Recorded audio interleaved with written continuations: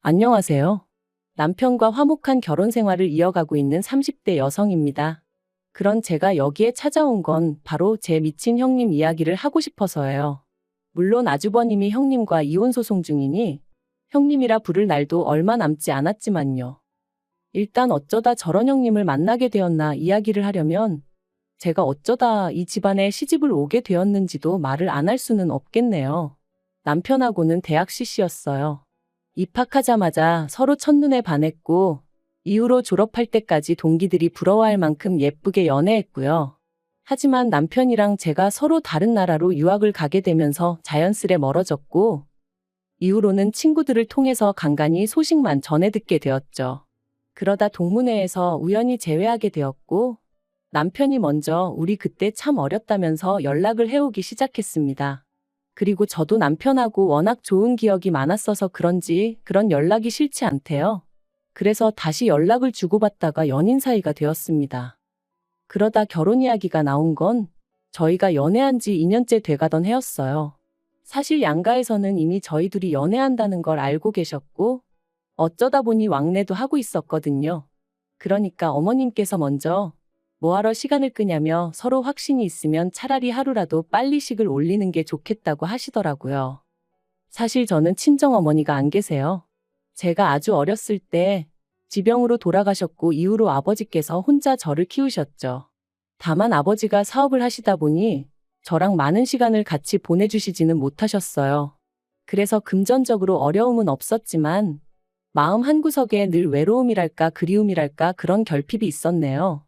그리고 이런 부분을 제 남편도 그렇고 시부모님께서도 알고 계셨거든요. 그래서 어머님이 저한테 마음을 많이 써주셨던 거고요. 그리고 이건 여담이지만 아버지의 사업체는 제가 물려받기로 되어 있습니다. 그래서 몇몇 친구들은 저희 어머님이 그런 것 때문에 잘해주시는 거 아니냐는 걱정도 해주더라고요. 하지만 결론부터 말하자면 저희 어머님은 결혼 전보다 결혼 후에 저에게 더 잘해주셨어요. 이제 진짜 당신 딸이나 다름이 없다 하시면서 말이죠. 그런데 이런 제 결혼 생활에 먹구름이 드리워진 건 어이없게도 아주버님이 결혼을 하면서였어요.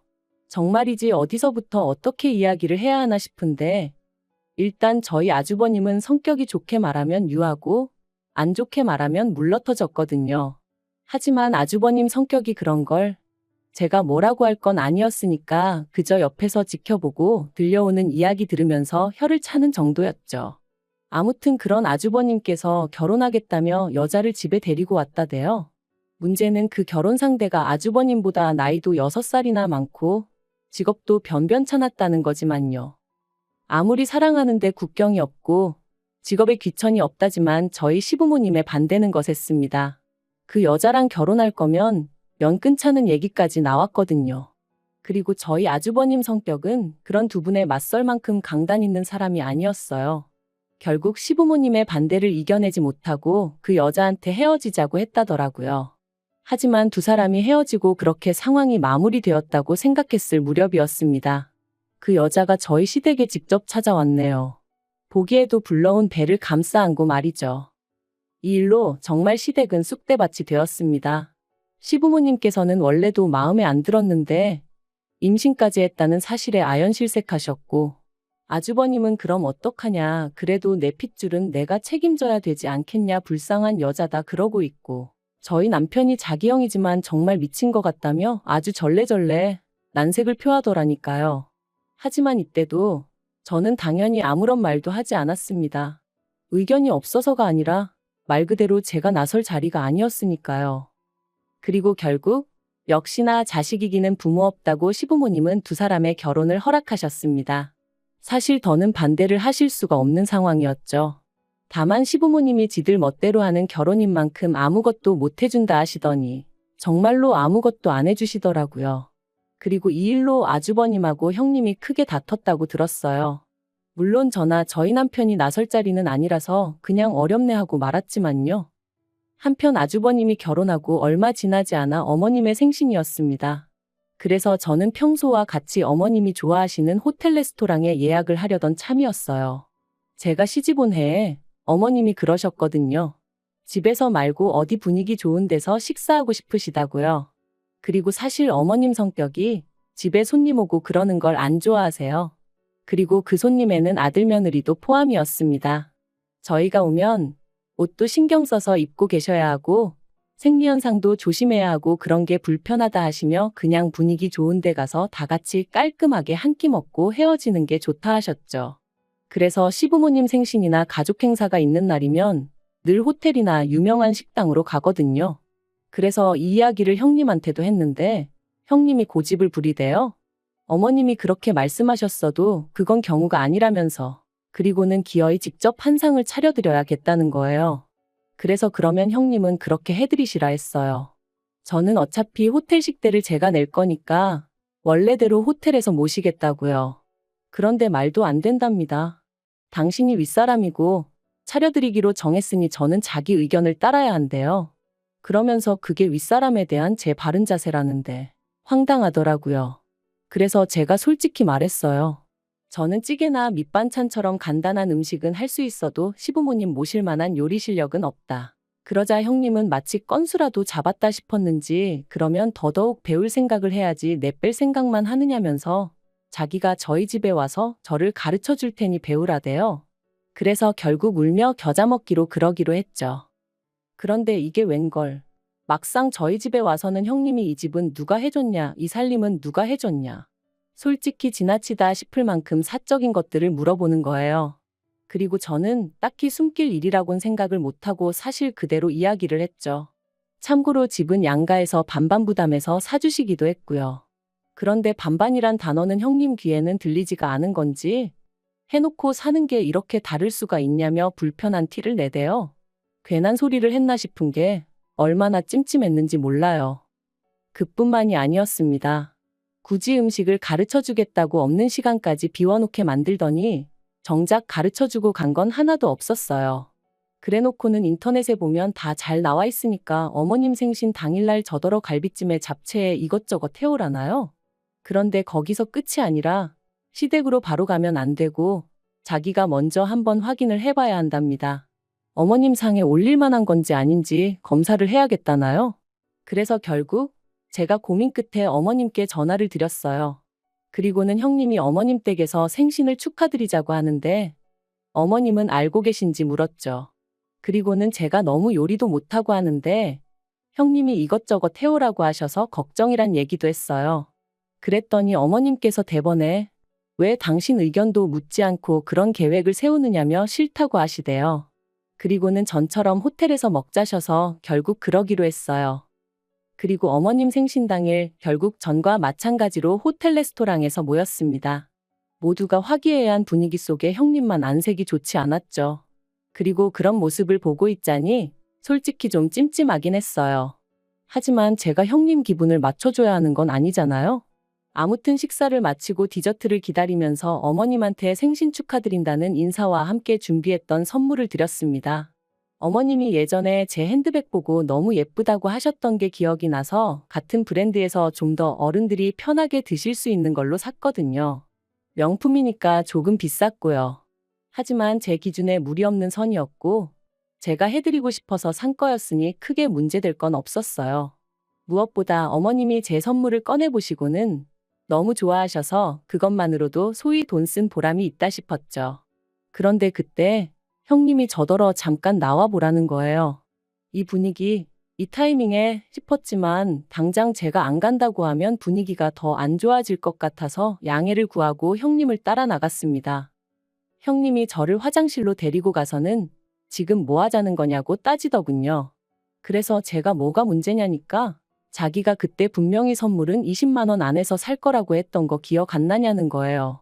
그래서 기억하고 있다고.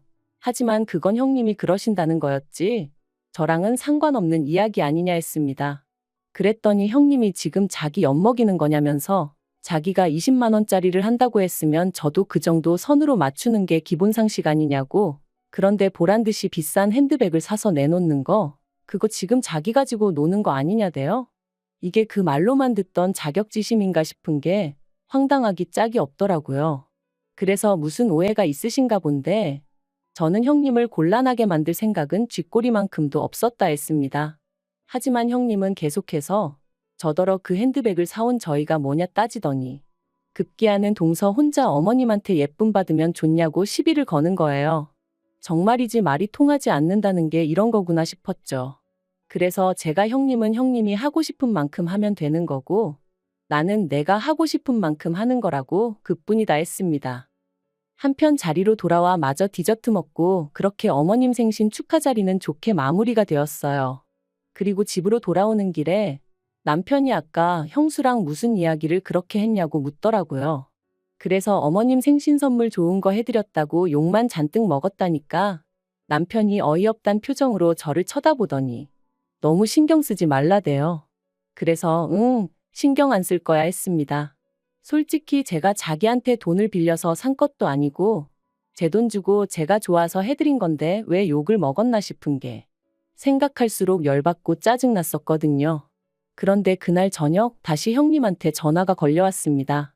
그리고는 한다는 소리가 앞으로는 뭘 하던지 간에 자기하고 상의하고 허락을 구하라는 거예요. 그래서 제가 왜 그래야 하냐고 했습니다. 그랬더니 자기가 윗사람이니까 당연히 그렇게 해야 한다나요? 그래서 윗사람을 따질 거면 어머님이 제일 어른이시니 앞으로는 상의를 해도 어머님하고 하고 허락을 구해도 어머님한테 구하겠다 했어요. 그랬더니 저더러 어머님이 좀 이뻐라 한다고 눈에 뵈는 게 없냐는데 이건 무슨 동네 양아치도 아니고 말본새하고는 정말 수준이 하더라고요. 그래서 말 좀 가려서 하시라고 아무리 형님이라고 해도 지켜야 할 선이 있는 거라고 했죠. 그리고는 저도 분이 안 풀려서 하고 싶은 말이 있으면 생각 좀 정리해서 다음에 만났을 때 대놓고 하라고 그러고는 전화 끊어버렸네요. 그런데 그 일이 있고 정확히 3일 뒤였어요. 남편이 어쩐 일로 술에 잔뜩 취해서는 집에 들어온 거예요. 그래서 제가 무슨 일이라도 있었냐니까 너무 속이 상하고 괴로워서 그런다더니 자기가 어머님한테 들은 말이 있는데 물어도 되겠냐대요? 그래서 뭔데 그러냐고 말해보라니까 형님이 어머님을 찾아가 제가 어머님 때문에 돈 나가는 게 한두 푼이 아니라 너무 힘들고 부담스럽다고 맏며느리도 아닌데 이렇게까지 해드려야 되는 건지 모르겠다 뭐 그렇게 하소연을 했다더랍니다. 그리고 형님이 어머님더러 동서가 좀 힘들어하는 것 같다며 한마디로 저 생각해주는 척 생쇼를 하면서 어머님과 제 사이를 이간질을 한 거죠. 그리고 어머님은 어머님대로 서운하고 속상하신 마음에 그걸 저희 남편한테 말씀하셨던 거고요. 진짜 이 일은 지금 생각해도 어이가 없고 분통이 터집니다. 그래서 제가 남편더러 날이 밝는 대로 어머님한테 가자 했어요. 그리고는 아주버님에게도 전화드려 형님하고 같이 시댁으로 오라고 했네요. 그렇게 이튿날 아침 10시부터 시댁에 온 식구가 모여 앉았는데 형님은 전에 없이 의기양양한 표정이었어요. 특히나 어머님이 저에게 전에 없이 냉랭하게 행동하시니 기분이 아주 좋아 보이더군요. 그래서 다들 보는 앞에서 제가 어머님한테 대놓고 물었습니다. 형님이 제가 어머님 때문에 힘들다 그런 소리를 했냐고요. 그랬더니 형님 표정이 순식간에 달라졌어요. 설마 제가 대놓고 어머님한테 그렇게 물을 줄은 몰랐던 모양이대요. 그리고 어머님도 저를 놀란 얼굴로 보시더니 이내 그렇답니다. 그리고 그 소리를 듣고 당신이 얼마나 마음이 아팠는지 모른다고 그간 부담스럽게 하려던 건 아닌데 제가 그렇게 느꼈다니 미안하시다는 거예요. 그래서 제가 엉엉 울어버렸어요. 그리고는 어머님 왜 제 마음을 그렇게 몰라주시냐고 어떻게 저랑 알고 지내신 세월이 있는데 형님 말 몇 마디만 듣고 제 마음을 그렇게 오해하실 수가 있냐고 물었죠. 그랬더니 저희 형님이 저더러 어이없다며 어머님 앞에서 생쇼하지 말랍니다. 그래서 제가 왜 생쇼를 하겠냐고 되물었어요. 그리고는 형님이야말로 어머님하고 가깝게 지내고 싶으면 노력을 하던지 인품을 갖추던지 하지 왜 없는 말을 지어내서 사람 사이를 이간질을 하냐 따졌네요. 막말로 제가 설령 그런 생각을 했다 쳐도 다른 사람도 아니고 형님한테 털어놓을 이유가 있겠냐면서요. 그랬더니 저희 남편도 하긴 그렇다면서 제가 친구가 없는 것도 아닌데 굳이 친하지도 않은 형수한테 왜 하소연을 하겠냐고. 그러자 아주버님도 이번만큼은 점점 상황 파악이 되었는지 형님더러 이게 무슨 소리냐며 따지고 들었습니다. 그러자 그제서야 형님이 왜 다들 자기한테만 뭐라고 하냐 하더니 급기야는 자기가 봐도 안 되겠다 싶었는지 대뜸 어머님이 제일 나쁘다는 거예요. 장남차남이 엄연히 다른데 매번 동서만 예뻐하시지 않으셨냐 그러시는 거 아니라면서 말이죠. 어머님도 어머님대로 황당한 얼굴이셨지만 저도 정말 어이가 없었어요. 솔직히 자기가 이 집에 시집와서 한 게 뭐가 있다고 어머님이 자기랑 나를 똑같이 대해주셔야 된다고 믿고 있는 건지 기도 안 차더라니까요.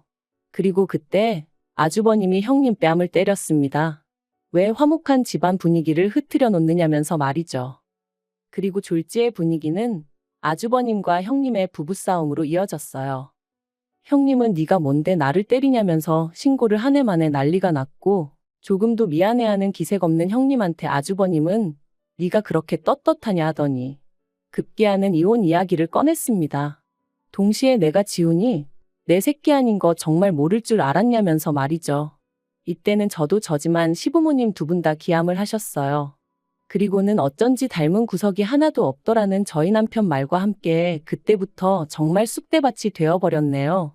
알고 보니 아주버님은 자기 애가 아닌 줄 알면서도 자기가 책임지기로 마음먹은 이상 어떻게든 가슴속에 품고 살려고 했었답니다.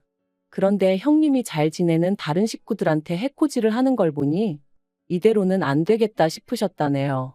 저도 정말 이런 일을 제가 바로 곁에서 보게 될 줄은 몰랐는데 저희 아주버님만 불쌍하게 된 거죠 뭐. 아무튼 그래서 지금 아주버님네는 이혼 소송 중이고 뭐 그렇습니다. 어떻게 마무리를 해야 할지 모르겠는데 살다 보니 정말 별일이 다 있네요. 참, 그리고 어머님은 저에게 몇 번이나 사과를 하셨어요. 최소한 저한테 사실 확인이라도 먼저 하셨어야 하는데 그때는 왠지 괘씸하기도 하고 민망하기도 하고 그래서 소가리만 하셨다면서. 그리고 어쨌든 사람 관계라는 게 이럴 수도 저럴 수도 있다 생각하고 저도 더는 어머님 원망은 하지 않기로 했어요. 진짜 모녀들도 싸우고 화해하고 그러잖아요. 저도 어머님하고 좀 더 가까워지기 위한 과정이었다고 생각하려고요.